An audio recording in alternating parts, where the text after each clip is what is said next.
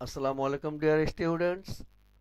Week students English চ্যানেলের পক্ষ থেকে আমি তোমাদের সকলকে শুভেচ্ছা এবং অভিনন্দন জানাচ্ছি আমার চ্যানেলে যুক্ত হওয়ার জন্য। তোমরা এখনো যারা আমার চ্যানেলটি সাবস্ক্রাইব করনি, অতি দ্রুত সাবস্ক্রাইব করে নাও এবং পরবর্তী ভিডিও পাওয়ার জন্য বেল বাটনে ক্লিক করে নাও। আজকের পর্বে আমি তোমাদের একটি ট্রান্সলেশন দেখাবো, অর্থাৎ ইংরেজি থেকে কিভাবে বাংলা থেকে ইংরেজিতে ট্রান্সলেট করতে হয় সেটি দেখাবো। তোমরা এখানে বাংলা সেন্টেন্সটি দেখো। ইফতারিতে গরম গরম বেগুনি ভাজা সকল রোজাদারের খুবই পছন্দ। হ্যাঁ, তোমাদের আমি আমার পূর্বের ভিডিওগুলোতে বলেছি তোমাদের ট্রান্সলেশন করতে হলে ভোকাবুলারি সম্বন্ধে ধারণা থাকতে হবে, অর্থাৎ প্রতিটি বাংলা ওয়ার্ডের ইংরেজি ওয়ার্ড কি হবে সেটি সম্বন্ধে জানতে হবে। তাহলে দেখো এখানে রয়েছে ইফতারিতে গরম গরম বেগুনি ভাজা সকল রোজাদারের খুবই পছন্দ।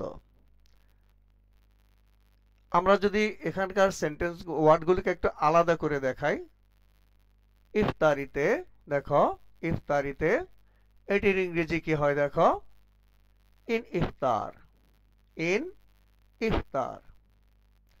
তারপরে দেখো গরম গরম বেগুনি ভাজা, এইটির যদি আমরা ইংরেজি দেখি তাহলে দেখো কি হয়, হট ফ্রাইড ব্রিঞ্জাল কাটলেটস। দেখো হট ফ্রাইড ব্রিঞ্জাল কাটলেটস। এখন তোমরা মনে মনে ভাবতে পারো, তো এখানে তো রয়েছে গরম গরম, বাংলায় দুইবার গরম রয়েছে, তাহলে ইংরেজিতে কেন একবার হলো? ইংরেজিতে হট হট কি হবে না? এটা তোমাদের মনে আসতে পারে যে কেন এটি হট হট না হয় শুধু স্যার আপনি হট লিখলেন। তাহলে দেখো আমরা অনেকগুলো বাংলা ওয়ার্ড আছে, অনেকগুলো কথা আছে যেখানে আমরা এখানে অ্যাডজেক্টিভকে ডাবল ব্যবহার করে থাকি, তাই না?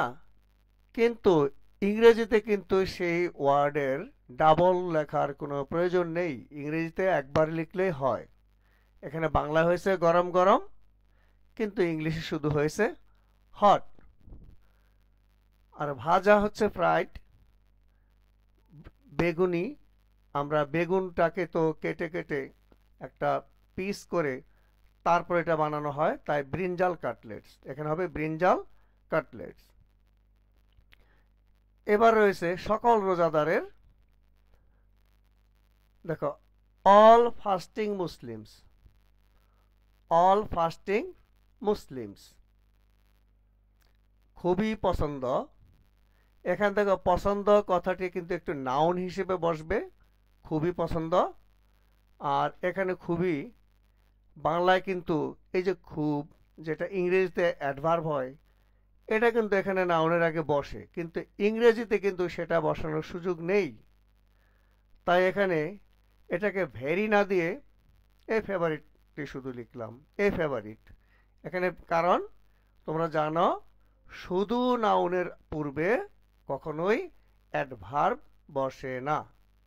অ্যাডভার্বের ব্যবহারের যে নিয়ম, তাতে শুধু নাউনের পূর্বে অ্যাডভার্ব বসে না। এখানে ফেভারিটটি কিন্তু অ্যাডজেক্টিভ হবে না, এটি হবে একটি নাউন। তাহলে আমরা এই সেন্টেন্সটিকে কিভাবে করতে পারি এবার দেখো। আমাদের প্রথমে আনতে হবে সাবজেক্ট।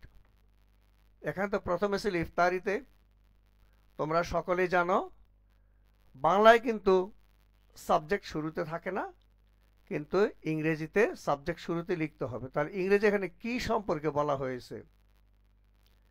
ইফতারি সম্পর্কে বলা হয়েছে নাকি গরম গরম বেগুনি ভাজা সম্পর্কে বলা হয়েছে? অবশ্যই এখানে আলোচ্য বিষয় হচ্ছে গরম গরম বেগুনি ভাজা। তাহলে এইটি আগে আসবে, দেখো হট ফ্রাইড ব্রিঞ্জাল কাটলেটস, কি আসবে? Hot fried brinjal cutlets. এবার একটি ভার্ব লাগবে, কারণ তোমরা জানো ভার্ব ছাড়া কোনো সেন্টেন্স হয় না।